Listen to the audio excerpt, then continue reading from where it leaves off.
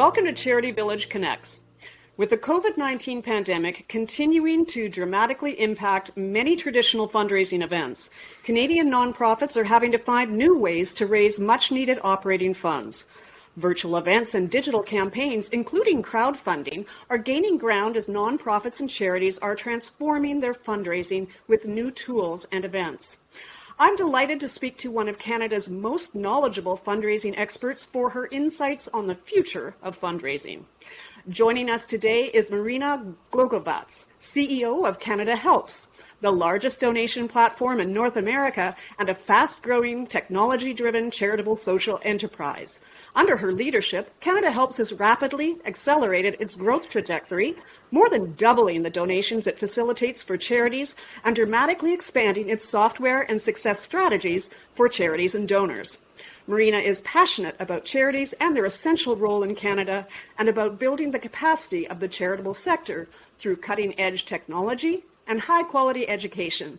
Welcome, Marina. You're welcome. Thank you. Thanks for having me, Mary. It's a pleasure to be here. It's a pleasure to have you.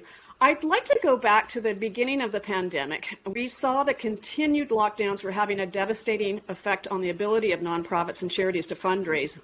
From CanadaHelps' perspective, can you tell us what the sector faced and what you personally observed, and perhaps give us some insights from the important 2021 CanadaHelps Giving Report? Sure. Well, we all know that the pandemic has been a major event in all of our lives and in all sectors, all industries, and in some more than in the other ones. And we know from various research and survey that has been conducted that the charitable sector has been hit fairly hard. Some charities and some categories have done well, like food banks and health organizations, but many, especially those that rely on earned revenue, such as arts organizations, theaters, and others, have really been affected. And so that's really clear. We've been doing the Giving Report, Mary, now for, I think, 3 or 4 years, and we've seen this trend towards online giving has existed already, right? So already we've seen in the last 3 or 4 years, while the overall giving has been flatlining, or if you take the inflation into consideration, it's actually has been going down and has not been really keeping up with the growth in population in Canada. So we've seen this, but while that's happening, also the online giving has been growing, and that's really in sync with e-commerce. We know that online retail has been growing steadily for at least 2 decades, and that it now represents, I think, 12-13% of the overall retail. So this is a trend that has been already there, but what pandemic has done has really accelerated this for everyone, right? And so I think what charities faced first and foremost is a huge increase in demand for their services. We hear that big percentage of charities immediately dealt with more demand, and I think their priority was to protect that and to really focus on how to ensure the service delivery in this, rapidly changing, very much disruptive event. And so we really saw that charities did everything they could to survive the crisis. And I honestly think the charities are really good at that. Charities are really good with doing a lot with little, with surviving crisis, with being resilient. And so they really show that as well. I think what I heard from many charities is that many immediately focused on their biggest donors and started phoning them up, right? The phoning up donors to ensure that they can count on them during this time. And from what I understand, big majority of donors were really generous. And actually Canadians have been really generous during this crisis. So that's just to ensure the lack of disruption in service delivery. And then also what we saw in CanadaHelps is that there are 2 things that happened. Many, as in thousands of charities who did not have any digital capacity set up, reached out to us, and I'm sure reached out to other vendors and other providers to see if they can set up online forums, if they can, they can enable digital capacity overnight. We were absolutely overwhelmed with demand ourselves. Like, we had to hire in a hurry and ensure that we can even meet all the phone calls that came to us. And then there is a second layer of charities that knew right away that they have to become much better with digital in a short order, right? In short order. So they were more interested in how to optimize, how to add, CRM, how to do better social campaigns. So I think charities, they reacted quickly, but what I also want to say that at a time where the digital overnight became critical, absolutely critical, because everything in person just stopped, and then it continued to be stopped for a while, that lots of gaps were shown right away, right? And we see this in the for-profit sector as well, especially with small, medium-sized businesses. And so, absolutely, with all the shutdowns, the sector really had to transform itself, both in terms of operations, but also its fundraising strategies, because so many of them depended on things like the annual gala and in-person races, runs for the cure and such like. How did you see were you able to see from CanadaHelps' perspective the kinds of virtual events and online fundraising platforms that were actually, embraced, the strategies changing so quickly for these demands that all of us went through during the pandemic? Definitely. I mean, we've seen peer-to-peer fundraising shine during this time, and we've seen so many peer-to-peer fundraisers being launched, and walkathons, lots of walkathons, which was good, right? Because once the bubbles we reemerged from the bubbles, this was a good way to kind of get outside of your bubble and to do something. So I know lots of charities that did really interesting walks and walkathons and other interesting kind of peer-to-peer themes. We also saw that the charities also were optimizing their social media strategies and tactics. So we've seen, I remember the Outs Saskatoon's AIDS Walk raised almost $70,000, and I know that they actually provided incentives for fundraisers just to share, for social sharing, in order to hit their fundraising goals. I think in general, I've seen more collaboration and more charities kind of working together and getting outside of their own, their own space. What I also like, and I heard this from both the Women's College Hospital Foundation and Fred Victor, a lot of charities thought about how to create new content and content that may be interesting at this time. And I really actually love this stream, which is behind the scenes. I think in general, donors know very little about behind the scenes, right? And I think it's an interesting strategy, and one that it's actually needed, because I often hear from anecdotally that people don't understand certain space or how charities operate. So I know that Fred Victor, for example, they launched their Fred's Walk 2020 that invited participants and donors to actually travel between each one of their locations, shelters, and to actually learn more about homelessness in Toronto. I love this one. There are some other charities that kind of joined to fundraise together. I think peer-to-peer really did well, and I think it will continue to do well. What really got hit hard, especially for charities that were reliant on events and ticketed events. And I've spoke to a few smaller charities that, Mary, honestly, almost all of their funding was from that one big event or maybe two events, right? And they're now facing 1, 2, 3, 4 opportunities missed, right? So ticketed events, because we also have a ticketed events platform that we offer on CanadaHelps, so that took a huge hit. And I see it coming back. Some charities did virtual events. Some charities, I remember this Dogs with Wing Assistance Dog Society that hosts a big annual ball. Actually, they did a funny, kind of humorous, like no show ball. So it's like it was, don't come, stay at home, and we're not going to be able to have you. But they actually raised some money, and I remember that. There were all these at home events.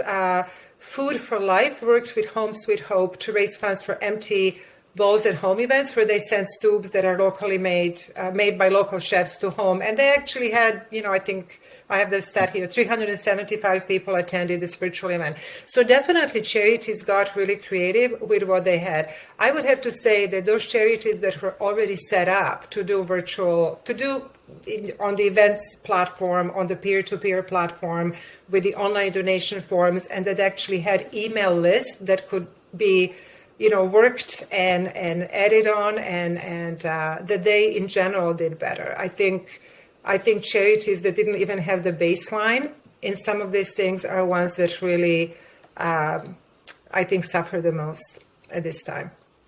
Well, I think you're pointing out some really important ways that perhaps nonprofits have learned how to also reach out to and to maintain donors.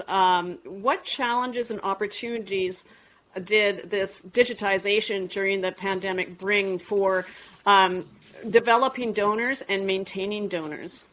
I think, Mary, that what I feel like I've been talking about this for 20 years, because I was once upon a time a magazine publisher that got really disrupted by the internet and digital transformation and a force of change that no one could do anything about. I think what this has really done is it really is a wake-up call. I think it's a wake-up call that basically says, look, this is happening and it's going to continue to happen. And to the extent that we can improve our digital capacity, that we can improve how we communicate with donors digitally, our understanding of who they are, our ability to segment, to customize communication, our ability to integrate everything we're doing, all of our channels.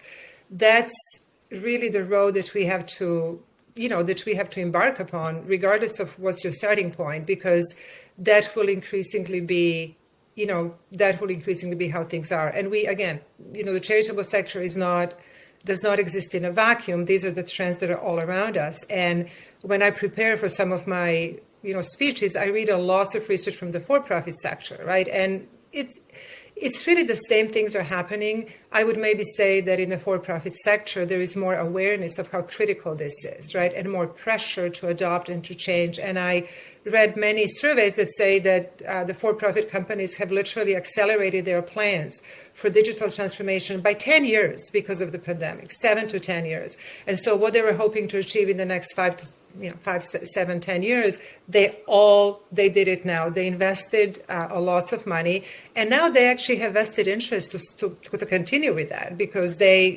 looked at many different things and they invested into this particular capacity. So they're not going to walk away from it either. I think the charitable sector has to do the same. And in the charitable sector, that is coming out of many, many years of not investing into themselves and not investing into their capacity, whether it's operational, leadership, succession, board development, and then technology and organizational change. I think some of these things are coming fast and furious, right? And they're realizing, and I heard this so many times, and it's loud and clear in our digital survey report, that charities also, nobody's funding this, Mary, until funders also come on board and understand that this is a critical thing for the survival of the charitable sector. Again, nothing will happen because so many charities say, look, we don't know what to do and we don't have the skills. But there are lots of charities that say, we know what to do and we would like to do X, Y, and Z, but we don't have the money. Nobody's going to fund this, right? So I think a lot has to change. And, in the for-profit sector, especially SMB, small, medium-sized businesses, government recognizes this. They recognize that the small, medium-sized businesses are the backbone of the economy. They the digital mainstream. They have continuous stream of investments because they get this, right?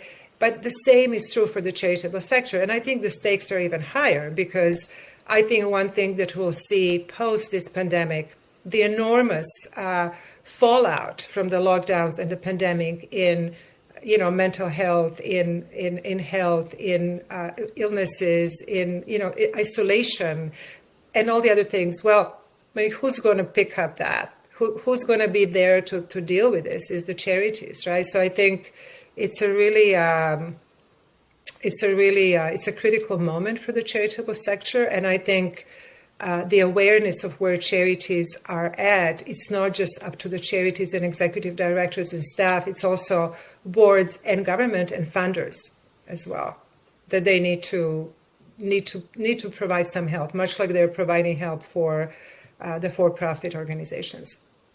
I knew that this force of change and disruption is just going to be relentless, and it's going to accelerate, and it's never going to let on. So, it's interesting to find ourselves at this spot. And I do worry. I worry about it because of the funding, right? I think that it would be nice to figure that piece, right? To figure out the piece where charities actually get the money to invest into this and to be allowed to make mistakes. Charities are very much like, I get this money, I cannot make a mistake, I cannot fail.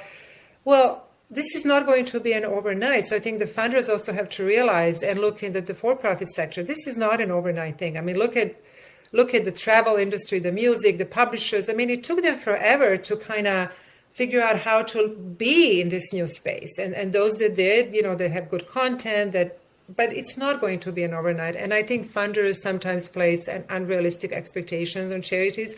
They want them to be miracle workers. They want them to perform miracles and never fail, never have, never stumble.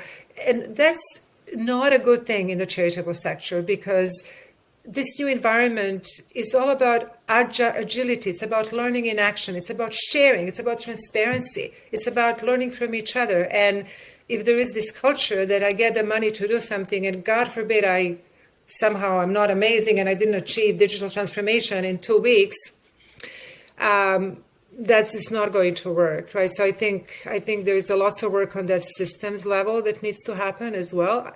Not clear to me who's best positioned to do it, but I always say each one of us has an agency. We all have agency. We all can, start doing something about things that bother us, whatever that is. No, I couldn't agree more. And Marina, maybe you could just give us some examples that you thought really demonstrated the kind of innovation that we're talking about for digitization and fundraising innovations. Yeah, we've talked to many charities, Mary, and I want to say that there are 2 things that I observed were happening. The first one, and I just talked to somebody recently, many charities actually looked at their ticketed events, right, and looked at the ROI, right, and understood what a thin margin those were, right? And I think a lot of charities really stepped back and said, how can we use this moment to really become better, to expand what we're doing, to maybe eliminate some of the things that were labor intensive and provided very little benefit, and what they can be replaced with. And some other organizations like Camp or Ciegas here in Toronto, they couldn't do their camps all of a sudden, right? So they actually they created a whole bunch of online programs, and they realized that with their online programs, they can now be national. They can offer programs to siblings, to other family members, and that they're no longer limited with the location. And I think that probably happened with some other charities. I also like the Saskatchewan SPCA, who launched the pet food bank. They never had that. But they realized that because of the economic hit of the pandemic, which of course was hard, they just added things. And I'm sure that there are many more examples of charities who literally looked at, and that's what I'm talking about. It's not only the fundraising, it's the organizational innovation and using technology to go beyond the barriers of the physical and to really look at additional services and other things that are possible with this. Yeah, it's so important for donor engagement as well, and keeping those relationships alive by that storytelling, really, of not just what they want to do, but what they've achieved in very sort of vivid, media-rich forms of media. I think that we've seen a lot of really exciting innovations, and I'm glad to hear those examples that you had. I think they're very telling. Well, you said that so extremely eloquently. I certainly heard from others about the regulatory restrictions of the kind of uses that charities are able to make legally with the funds that they're raising. And you're talking about the use of those funds to build infrastructure in the actual organization so they can continue to serve their missions, but also to continue their fundraising and donor engagement. Is that correct? Yeah, absolutely. I think for anything I know about building digital capacity in a sustainable way, it could not be done without proper investment or without some investment. It just cannot be done. And again, I think charities are so good at doing a lot with little. And I think the for-profit space can learn from them, right? How to be resourceful, how to do a lot, how to stretch every dollar. But they have done some of that to their own detriment. And I think that has shown at the time where, overnight, this ability to be a technology organization to whatever extent, became critical, really critical. So I just wanted to go to you to ask for some examples of really how the pandemic revealed perhaps fundamental weaknesses in the traditional forms of fundraising that really pushed this move for organizations to embrace different models for the long term. Because I think what you're saying is this isn't just a blip in time, but a new way that organizations have to learn to operate and to fundraise. Yeah. Yes, absolutely. Absolutely. And I have to tell you, I was back in 2000, I was a publisher of a editorially awarded magazine, and we looked at what was happening, and a whole bunch of really smart people said there is no way that people will ever read anything online. There is no way that anybody will pay subscription online, right? We were still putting inserts into the Globe and Mail and the Star and the dailies.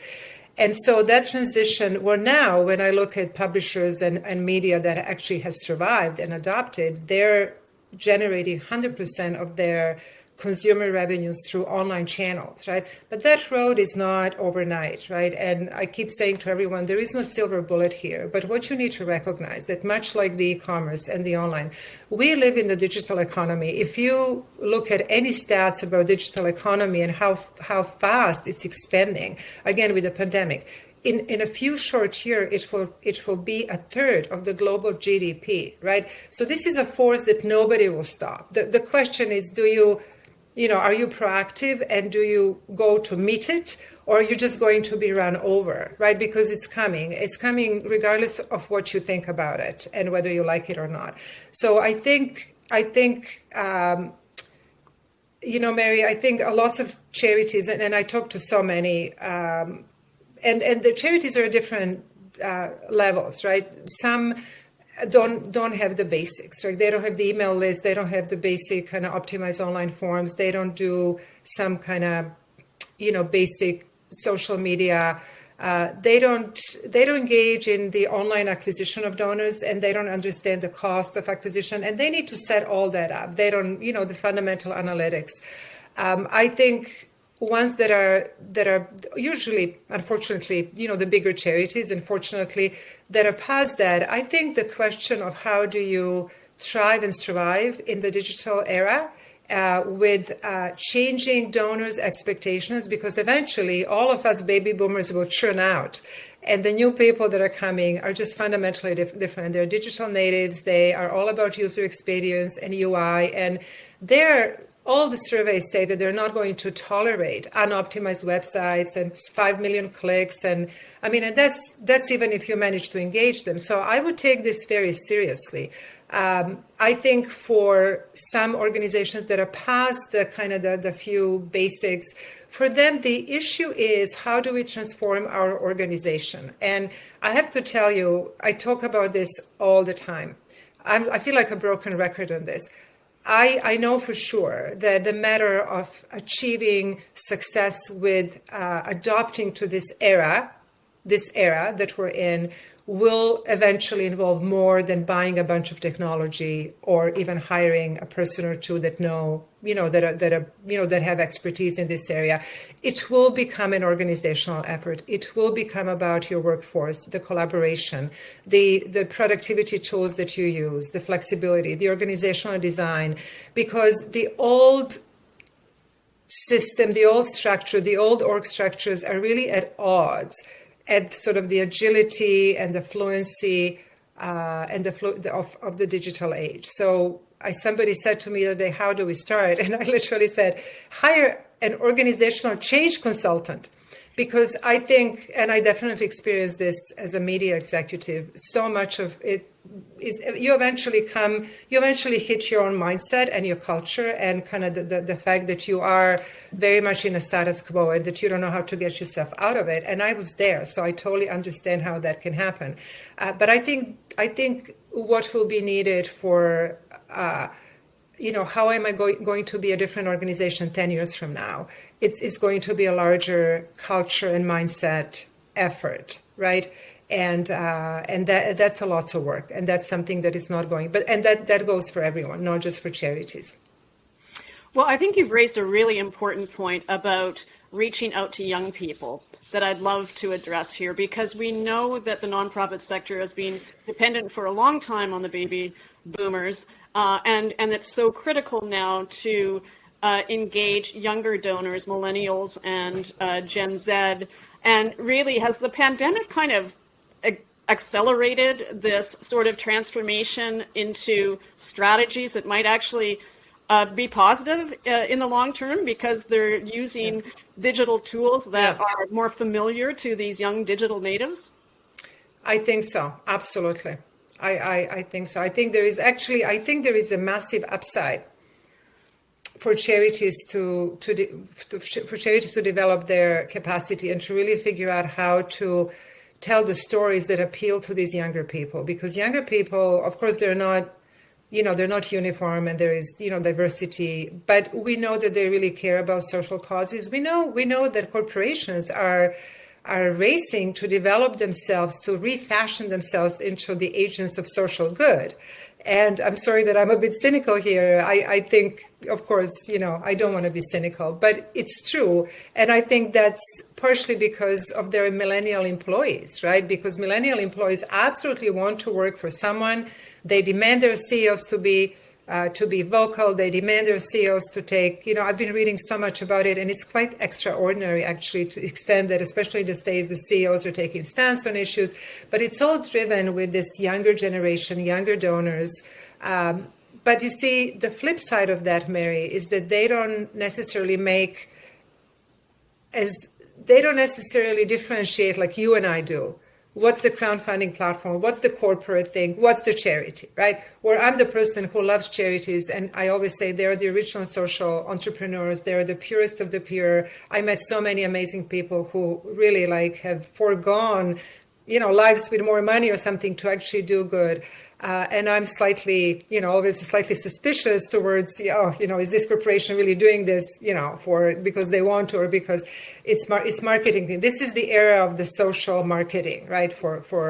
But younger people don't see that necessarily, right? And I think charities have to become better at telling their own stories than, the corporations telling their own stories. And I think what's really nice about digital tools and technology that it does involve a know-how, so you have to acquire a know-how, but it's democratizing. It does remove barriers to entry. You can do a lot. Right? You can find your voice. You can become a content producer.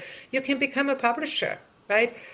So I'm excited, and I agree with you. I think as painful as this is and will be, it also will accelerate all of us and charities dealing with what's inevitable.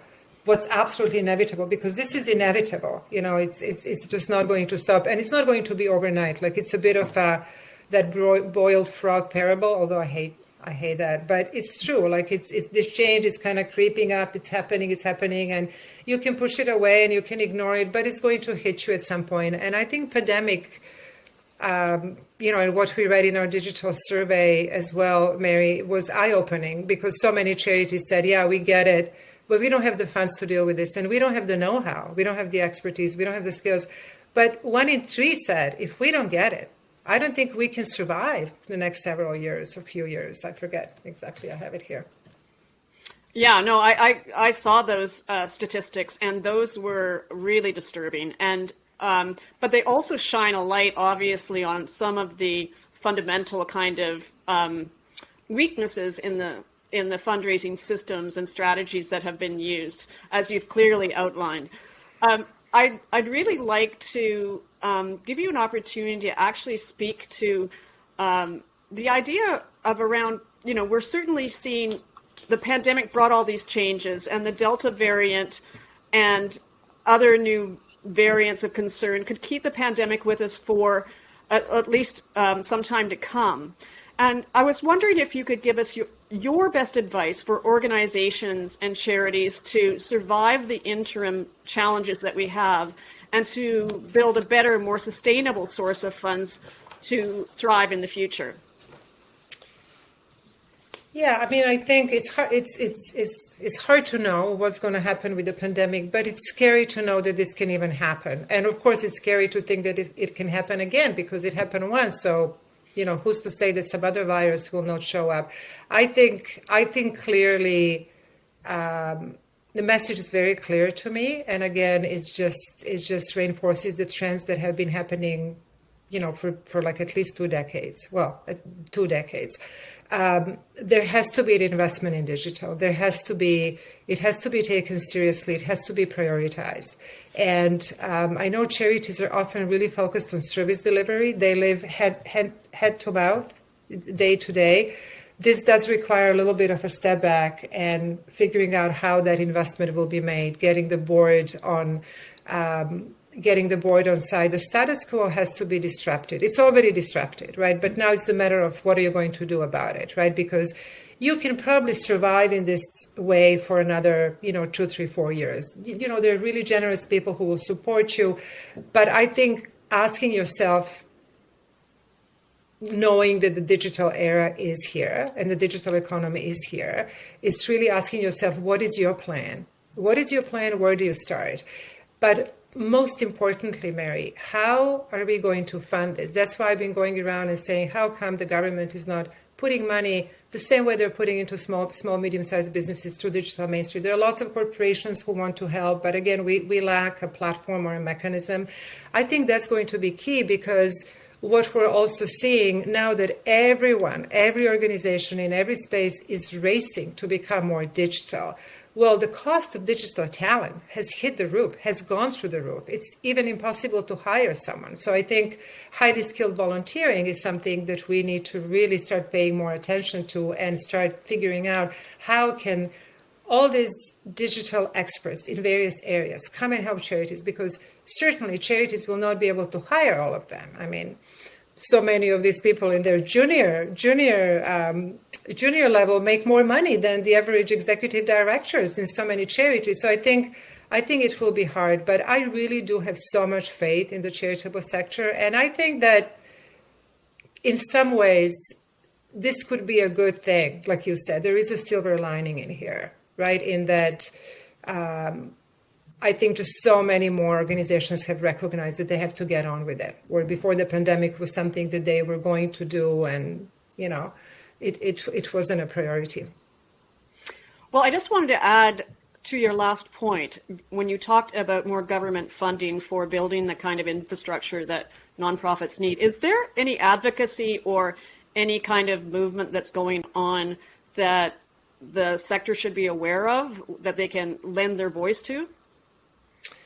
I don't know that there is anything specific. I'm aware of several initiatives that are underway that are kind of developing, right? They're developing. There is something that I think the